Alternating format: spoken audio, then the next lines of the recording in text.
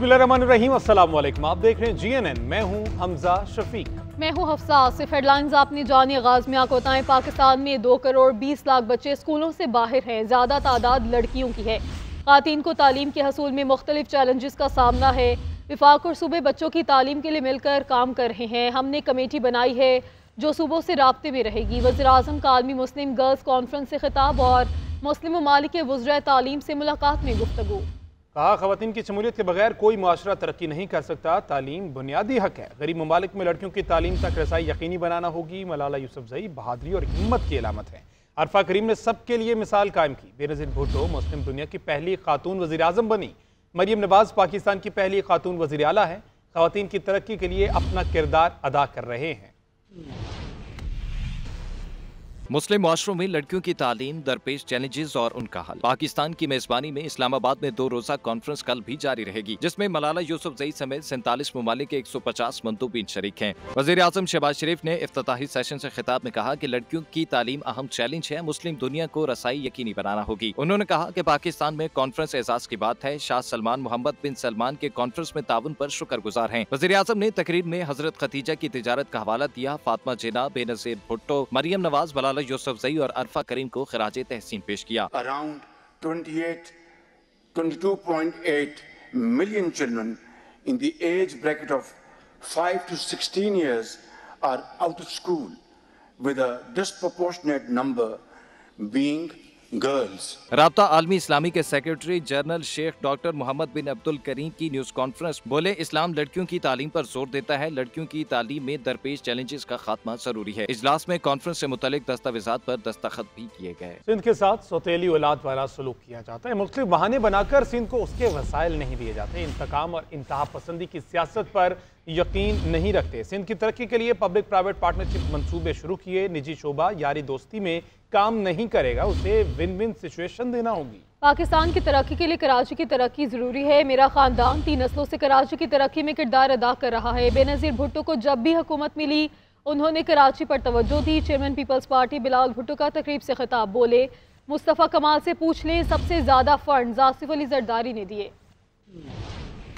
3 नस्लों से Pakistan peoples party और मेरे खानदान इस शहर की तरक्की में अपना किरदार अदा कर रहे हैं। पब्लिक प्राइवेट पार्टनरशिप से हम बना रहे हैं। जहां तक पब्लिक प्राइवेट पार्टनरशिप PPP के मंसूबे हैं, वो भी शहीद मोहतरमा बेनज़ीर भुट्टो ने अपनी 1993 के मंशूर में पहली दफा पाकिस्तान पीपल्स पार्टी के मंशूर का हिस्सा बनाया। वफाक की तरफ से सतोला सलूक हमेशा किया जाता है। जो आपके वसाइल है वो पूरी तरीके से किसी बहाने पे नहीं मिलते। साथ साथ जब आपको आपका शेयर, आपका हक नहीं मिला जाता तो बहुत ही मुश्किल है, नहीं तकरीबन नामुमकिन है कि आप वो पूरे तरीके से सारे वसाइल प्रोवाइड कर सके। मुस्बत सियासत पे यकीन रखते हैं पीपल्स पार्टी और सिंध हुकूमत उसी मुस्बत सियासत पे अमल दरामद कर रहे हैं। ना हम इंतहा पसंदी का सियासत करना चाहते हैं, ना हम इंतकाम के सियासत करना चाहते हैं। हम मिलके इस शहर और इस मुल्क को चलाना चाहते हैं। बानी PTI को बनी गाला मुंतकिल करने की पेशकश है, ना ही कहीं और। उनकी बातों में जरा भी सदाकत नहीं। बानी PTI की रिहाई अदालती काम है।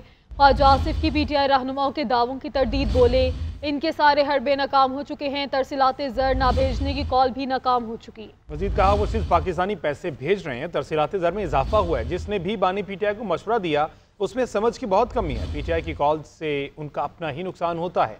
सियासी अमन हो, दहशतगर्दी खत्म हो जाए तो खुद कफील हो जाएंगे। भी कोशिशें हुई हैं कि किसी तरह कोई यहाँ पे मुआशी मेल्टडाउन हो सके। PTI की तरफ से, इमरान खान की तरफ से सारी की सारी कोशिशें जो हैं वो नाकाम हो रही हैं। जिसने भी सजेशन दी बानी PTI को, उनमें भी समझ की कमी है। ये होम रेमिटेंस जो है, ये हमारे पाकिस्तानी जो है वो अपने घर में महाना खर्चे के तौर पे भेजते हैं और इनका बंद होना जो है इमरान खान की फरमाइश पे वो कतई तौर पे नामुमकिन है। जब नवंबर तक की हमने फिगर दी तो कहने लगे जी नहीं दिसंबर का इंतजार करें। कल दिसंबर की फिगर दी है, उसमें भी इजाफा है पिछले साल के ऊपर। ये रेमिटेंस तो हर महीने आती है, उसी महीने उसका असर पता लग जाता है। बातें करते हैं जी कि हमें ऑफर है कि जी बनी गाला शिफ्ट हो जाओ। ये सारे इनके अपने ख्यालात हैं, अपने तखय्युलात हैं। इनको किसी किस्म की इस किस्म की को ऑफर। ख्वाजा आसिफ और मरियम नवाज की कोशिश है मुज़ाकरात को नाकाम बनाया जाए। दोनों के बयानात पर अफसोस है। हुकूमत ने बानी PTI से मुलाकात करवाने का कहा था, लेकिन अब हीले बहाने बनाए जा रहे हैं। हमें कहा जाता है कि बानी पीटीआई ट्वीट कर रहे हैं। रहनुमा तहरीक इंसाफ असद कैसर कहते हैं किसी खौफ में मुब्तला है, ना ही किसी से डरते हैं। हमने पाकिस्तान की खातिर एक कदम आगे बढ़ने की कोशिश की। अगर हमने अपने तहफ़्फ़ुज़ात को पीछे किया है तो सिर्फ पाकिस्तान की खातिर किया है। आसफ जो मुसलसल और मरीम नवाज जिस तरह बात कर रही है और ये कोशिश कर रही है कि हर मुमकिन तरीके से इस मुज़ाकरात को जो नाकाम बनाया जाए, और फिर कहा जा रहा है कि इमरान खान ट्वीट कर रहे हैं। तहफ़्फ़ुज़ात थे, जो हमारे कंसर्न थे, जो हमारे हुकूमत से मुतालबात थे, उसमें हमने काफी कमी की ताकि मुल्क आगे बढ़े। हमें पता है कि इस वक्त मुल्क एक बहुत मुश्किल हालत से गुजर रहा है। इमरान खान के साथ हमारी मुलाकात हो जाए, और जो हमारी कमेटी मीटिंग हुई थी उसमें बाकायदा फैसला हुआ था कि हुकूमत ने वादा किया था कि हम आपकी मुलाकात करवाएंगे, लेकिन इसके लिए हीली बाने बनाए जा रहे हैं। हुकूमत और अपोजिशन के दरमियान मुज़ाकराती अमल में तातुल। दोनों जानिब से मुज़ाकराती कमेटी ने इजलास बुलाने के लिए ताहाल कोई राब्ता नहीं किया। स्पीकर कौमी असम्बली अयाज सादिक का कहना है बानी चेयरमैन से मुलाकात भी हुकूमत ने करानी है, वो मेरी जिम्मेदारी नहीं। फैसला हुकूमत और इत्तेहादी करें कि मुलाकात हो सकती है या नहीं। मजीद कहा अफ्रीकैन के कहने पर 1-2 दिन के नोटिस पर इजलास बुलाने को तैयार हूँ। पीटीआई से राब्ते से मुतालिक बताया। गुज़श्ता हफ्ते असद कैसर का फ़ोन आया था, उनका मुलाकात का मुतालबा हुकूमत तक पहुँचा दिया था। तहरीक इंसाफ की रहनुमा राना सनाउल्लाह और हुकूमत के काबरीन से बरह रास्त बात कर सकते हैं। मौलाना फजल रहमान कहते हैं पीटीआई ने मुज़ाकरात के मामले पर एतमाद में नहीं लिया। तमाम मामलात कौमी इत्तफ़ाक़ राय से तय होने चाहिए। सियासतदानों से शिकवा करते हुए कहा कि मुझे कॉम्प्रोमाइज़ करने वाले सियासतदानों से शिकायत है। जो कुर्सी के लिए इख्तियारात उनको दे देते हैं, बोले हुकूमत का मुद्दत पूरी करना अलग बात है, सही और गलत होना अलग। मुद्दतें तो माशाअल्लाह में भी पूरी हो जाती थी, अब तक इलेक्शन में भाम नहीं गया। इन्होंने मईशत की बेहतरी पर हक़ाइक़ सामने लाने का मुतालबा भी किया। मुद्दत पूरी करना या न करना ये अलग बात है, उसका जायज़ होना नाजायज़ होना अलग।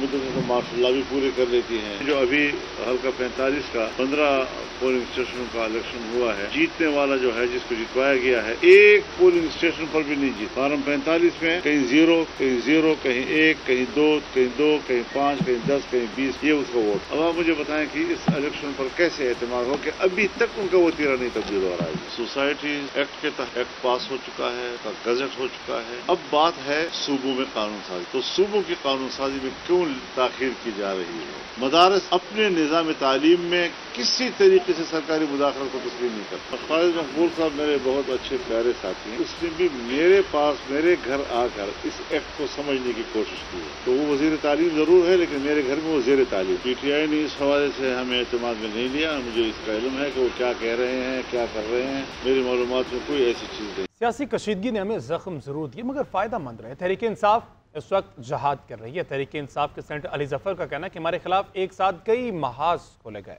मजीद कहा हमारे लीडर ने कहा है कि आज़ादी, अवाम और इंसाफ के लिए आवाज़ उठाएं। हम ये आवाज़ हर फोरम पे उठाएंगे। पीटीआई कोई सियासी जमात नहीं बल्कि एक तहरीक बन चुकी है। हमें जख्म इस पोलराइजेशन ने नेशन को जरूर दिया हुआ है, लेकिन इसको हमने अपॉर्चुनिटी बनाना है। एक बीज है जो जिहाद कम से कम पीटीआई कर रही है, और पीटीआई को मैं एक पॉलिटिकल पार्टी नहीं समझता। एक ये तहरीक है, ये आपकी और हमारी आजादी की मूवमेंट है। हुकूमत जो आई हुई है ये पॉपुलर हुकूमत नहीं है, ये एक स्टोलन मैंडेट की हुकूमत है। वर्कर्स जो पीटीआई के हैं उनको सिर्फ इसलिए अरेस्ट कर रही है कि वो चुप नहीं रहते। रेजिस्टेंस मीन्स कि आप हायर स्टैंडर्ड पे चले जाएं, कि आप आवाज उठाएं रूल ऑफ लॉ के लिए, आप आवाज उठाएं आजादी के लिए, आवाज उठाएं अवाम के लिए। जो लोगों के साथ नाइंसाफी हुई है उसकी बात करें। आप मौसम की बात करते हैं। लाहौर में बारिश से मौसम मजीद सर्द हो गया। स्याह बादलों ने शहर को ढांप लिया। महकमे मौसमियात के मुताबिक आइंदा 24 घंटों में बूंदाबांदी जारी रहने का इम्कान है। मौसम की मजमूई सूरत-ए-हाल के हवाले से जानते हैं अपने नुमाइंदे अदनान भट्टी से। जी अदनान। के मुख्तलिफ मकामात पर हल्की बारिश बरसने से ठंडी हवा चलने लगी है, और हवा चलने के साथ साथ जो मौसम है वो मज़ीद सर्द हो चुका है। कम से कम दर्जा हरारत 11 डिग्री सेंटीग्रेड जबकि ज़्यादा से ज़्यादा 13 डिग्री सेंटीग्रेड तक रिकॉर्ड किया गया है। इसी तरह हवा में नमी का तनासुब जो है वो 95% देखने में आया है, और 8 किलोमीटर फ़ी घंटे की रफ्तार से हवा चल रही है। महकमा मौसमियात ने यह पेशगोई की है कि आइंदा 24 घंटों के दौरान वक्फे से शहर के मुख्तलिफ मकामात पर यूँ ही बारिश का सिलसिला जारी रहेगा। और शहरी जो है वो बारिश को इंजॉय भी कर रहे हैं, और मौसम में जो है उसको काफ़ी ठंडक भी महसूस की जा सकती है। मज़ीद सर्दी में इजाफा हो सकता है। जी chairman Peoples Party Bilal Bhutto Zardari ने कराची में शहीद जुल्फ़िकार अली भुट्टो के नाम से मंसूब 39 किलोमीटर तवील मरीर एक्सप्रेस वे के पहले फेज का इफ्तिताह कर दिया है। एक्सप्रेसवे शहर कायद में बेहंगम ट्रैफिक के दबाव को कम करने में मावन साबित होगा। कराची समेत सुमरू की रिपोर्ट देखिए। हुकूमत ने कराची में ट्रैफिक जाम से शहरियों को निजात दिलाने के लिए मलीर एक्सप्रेसवे को शहरियों के लिए खोल दिया। अब मैसर होगा तेज तरीन सफर। कयूमाबाद से शहरी शाह फैसल पहुँचेंगे 5 मिनट तो एयरपोर्ट का रास्ता 10 मिनट में तय होगा। वजीर आला सिंध सैयद मुराद अली शाह का तकरीब से खिताब करते हुए कहना था कि 2.5 करोड़ के शहर में बगैर मनसूबा बंदी के तहत तोसी हुई, जिसमें पीपल्स पार्टी हुकूमत का कोई हाथ नहीं। ये लोकल गवर्नमेंट ऑर्डर का नतीजा है। ताजिरों से इस शहर को सजाने संवारने में मदद की अपील करता हूँ। आप लोग इधर बैठे हैं, मैं खास तौर पे अकील भाई और आरिफ भाई बैठे हैं, उनसे कहूंगा हमारे साथ मिलकर काम करें और हम बिल्कुल यहाँ इंफ्रास्ट्रक्चर बॉन्ड के बारे में भी बात करें ताकि हम लोगों से पैसे रेज कर सके कराची की बेहतरी के लिए। साबिक वजीर आला सिंध काइम अली शाह, निसार खोड़ो, सईद गनी, मेयर कराची मुर्तजा वहाब, सूबाई वुजरा, ताजिर बरादरी और उमायदीन शहर की बड़ी तादाद ने शिरकत की। चेयरमैन FBR राशिद महमूद लंगड़ियाल का कहना है कि पाकिस्तान टैक्स नेट में कम लोग आते हैं। जो लोग टैक्स नहीं देते वही पॉलिसीज में मुदाखलत की कोशिश करते हैं। लाहौर में थिंक फेस्ट से खिताब में कहा, इस साल टैक्स का अदब 13,000 अरब से जायद है। ये पिछले साल की निस्बत 40% ज्यादा है। सूबा और विफाक को टैक्स निज़ाम में मजीद रिफॉर्म्स की जरूरत है। Spends too much compared to other countries? No. आप सारी कंपेरेबल कंट्री से देख लें, आपका एक्सपेंडिचर GDP रेशो या बराबर है या कम है। इंडिया में रफली वो 24% है, हमारा 19% है, बांग्लादेश, बाकी तमाम मुल्कों में। प्रॉब्लम क्या है? प्रॉब्लम ये है कि we are able to collect too little, that is the issue. तो गैप जो सारा आ रहा है वो इससे आ रहा है। जब आप कहते हैं 12%, इस साल जो हमारा एस्टिमेट है GDP का वो 122 ट्रिलियन का है, और 122 ट्रिलियन के अलावा आपको पता है कि GDP के अलावा भी कुछ स्पेंडेबल इनकम है जो पाकिस्तान में आती है, विच इज रफली $30 बिलियन। इस दफा शायद उससे ज्यादा हो, जिसे हम रेमिटेंसेस कहते हैं। हमारे यहाँ क्योंकि इंडस्ट्रियल बेस निस्बतन एज ए प्रोपोर्शन कम है, तो हमारे यहाँ ये रफली 5.5 और 6% ऑफ GDP के दरमियान होना चाहिए अगर हम पूरा कलेक्ट। लेकिन पिछले साल जो हमने कलेक्ट किया वो 3% है।